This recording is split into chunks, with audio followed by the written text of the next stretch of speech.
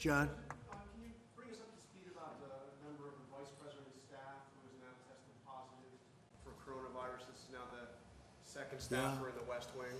Yeah, well, I don't know much about it. Does anybody want to talk about it? She's a wonderful young woman. Katie, she tested very good for a long period of time, and then all of a sudden today she tested positive. She hasn't come into contact with me. She spent some time with the Vice President. It's, I believe, the press person, right? You'd say press person.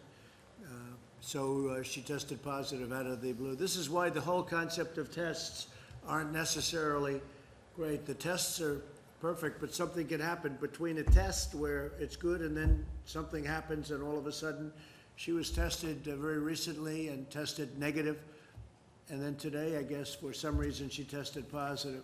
So Mike knows about it, and Mike has done what he has to do. I think he is on an airplane going to some faraway place, but you'll be able to ask him later on. But they've taken all of the necessary precautions. I understand Mike has been tested, Vice President, and he tested negative.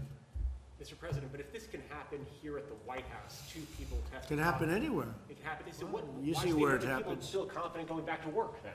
No, because, well, then it would happen anyway, whether you did go back to work or whether you didn't go back to work. In fact, I saw a statistic come out of New York yesterday that was pretty strange, that most of the cases are coming from apartments and coming from homes. What was that all about? I think they said 66%. Did you see that? That was given by Governor Cuomo, that they're coming out of the home, right? Yeah. So it can happen anywhere. It's a very elusive enemy, a vicious enemy, an elusive enemy, and I think more importantly than anything with this one, it's probably the most contagious enemy that anybody has seen. Mr. President? Yeah, please. Given 2 positive tests in the last 2 days, what precautions are you taking here at the White House to prevent the virus from spreading further? And are you worried that it's kind of already in the White House and might? Well, I'm not worried. No, I'm not worried. But you know, look, I get things done. I don't worry about things. I do what I have to do. We've taken very strong precautions at the White House. But again, we're dealing with a invisible situation. Nobody knows. When I see that 66 in New York, 66%, where people stay home and that's where they're catching it at home, who would ever think a thing like that's possible? So all you can do is take precaution and do it the best you can. But Mike was tested today, and Mike was tested negative. So are you taking additional steps here at the White House in the latest? Yeah, we're taking very official steps. Mark, do you want to discuss that? We've already put in a few protocols that we're looking at, obviously, to make sure that the president and his immediate staff stay safe. But it's not just the president, it's all the workers that are here. Obviously, you're here on a daily basis.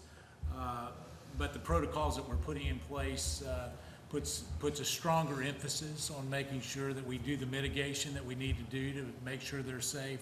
I don't want to get into all the procedures that we have embarked upon, but I can tell you this is probably the safest place that you can come to. All of you, as you know, have to be socially distanced from the president. His meetings that he has are done with a social distancing plan in place.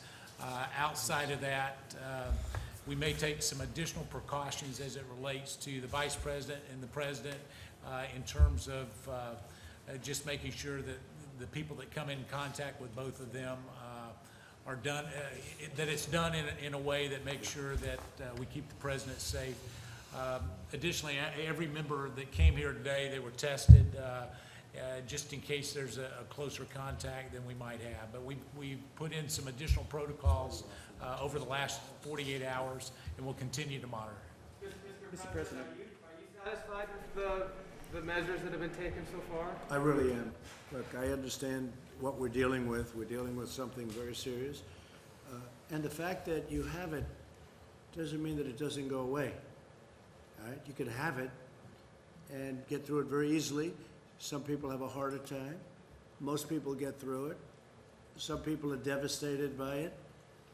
But the fact that you get it doesn't mean I've had numerous people say they have it, and a couple of days later, they're better. Some people say they have it, they think, and there's almost no symptom. Other people have it, and bad things happen. So, but for the most part, when you have it, you get better. And supposedly, you're immune, although they're not 100% sure about how long that immunity lasts. And is there, Mr. President, is there a reason why people just aren't wearing masks at the White House? Well, they are. People But that, they're not, sir. no, people that are serving me are. We have The not people- seen anyone wear a mask around you, sir, in the last Yeah. 2 weeks. So I can speak to that, you know, as we look at this, the people that are in close proximity to the president, obviously have tested negative. The mask that you wear is generally to keep other people from being infected. And so as we look at that, you know, I can tell you that the testing protocol is a strong regime, and as it gets close to the president, some of those that serve him will wear a mask in those closer proximities. Mr. President, you said recently that you would, if necessary, be the first person to get a vaccine. How important do you think a vaccine ultimately is? Well, I didn't say I Yeah. wanted to. That's not a correct statement. I said, you said, would you be? And I said, if it was good for the country, I'd be. And if it was bad for the country, I'll wait to be the last one, or I wouldn't do it at all. No, I was asked whether or not I would do it as the first person. If I thought that was a good thing for the country, I would. I don't, you know, personally, and I have to say, I think we're doing very well on vaccines. If they wanted to use me as a test, that's okay with me, if it was good. But that was really the way the question was asked. But how important do you believe a vaccine is to getting out of this? And what do you say to those that you know, this growing anti-vaccine? Well, I feel about vaccines like I feel about tests. This is going to go away without a vaccine. It's going to go away, and it's we're not going to see it again, hopefully, after a period of time. You may have some flare-ups, and I guess, you know, I would expect that. Sometime in the fall, you'll have flare-ups, maybe. Maybe not, but according to what a lot of people say, you probably will. We'll be able to put them out. You may have some flare-ups next year, but eventually it's going to be gone. It's going to be gone. You know, there are some viruses and flus that came and they went for a vaccine. They never found the vaccine and they've disappeared. They've never shown up again. They die too, like everything else. They die too. And so whether we do or not, I think great progress is being made by Johnson & Johnson, by Oxford and some others. NYU, I see, is very advanced.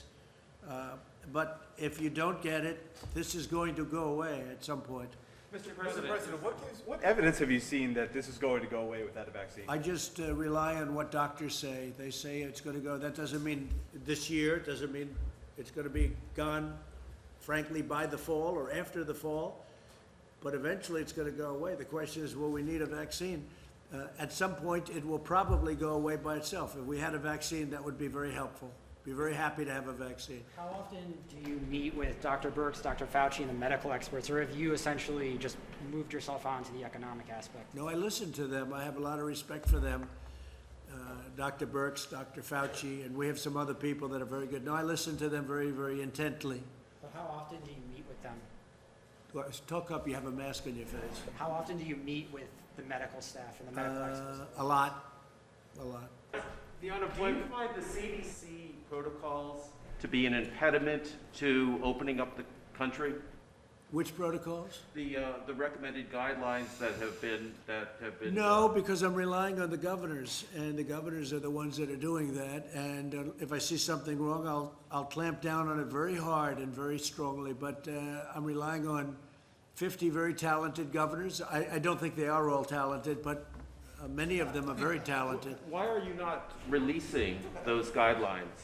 They're released, they know what to do, and they know what they're doing, and we're going to see. But I'm relying on the governors to do their individual states, and they're relying on us very strongly for advice and also for help with respect to equipment, hospitals, beds, ventilators, but also medical supplies. So they're relying on us, and we're able to get them everything they need if they can't get them.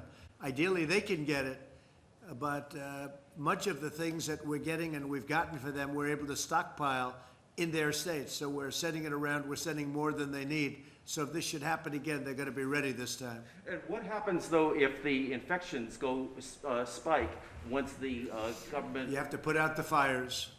Then you're going to have to put out the fires, and the governor should be able to do that. Mr. President, you said the third quarter would be a transition and the fourth quarter would be good. Where do you expect to see the unemployment numbers at that time? Well, I think the unemployment numbers are going to go way up, and the statement that Kevin made is incredible. Everybody expects to have a job back very shortly.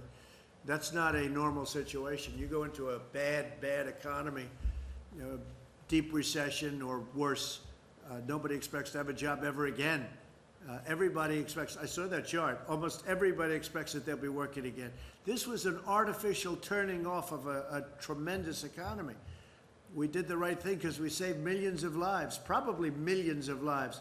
But this was just all of a sudden one day we had to turn it off. When we turn it back on, which we've just started doing, I think it's going to come back blazing. I think next year has a chance to be one of the best years economically we've ever had because there's tremendous pent-up demand. So if unemployment's at 14% now, perhaps going as high as 20%, where do you think that will be in the fourth? I think the number is going to be a great number. I'm not going to say exactly what. I can say over a period of time it's going to be where it was, maybe better. Can't get much better. We were at 3.5%.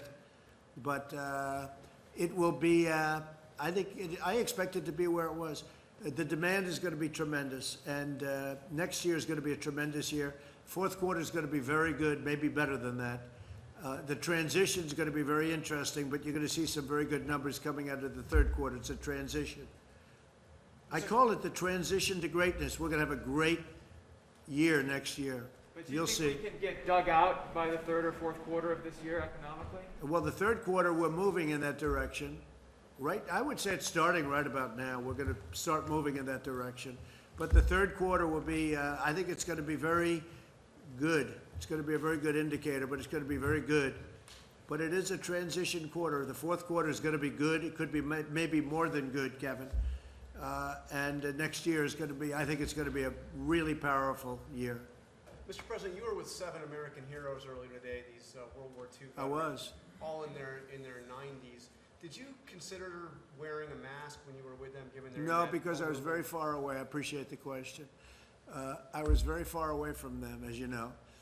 I would have loved to have gone up and hugged them because they're great. I had a conversation with everyone, but we were very far away. You saw. Plus, the wind was blowing so hard in such a direction that if the plague ever reached them, I'd be very surprised. It could have reached me, too. You didn't worry about me. You only worried about them, and that's okay.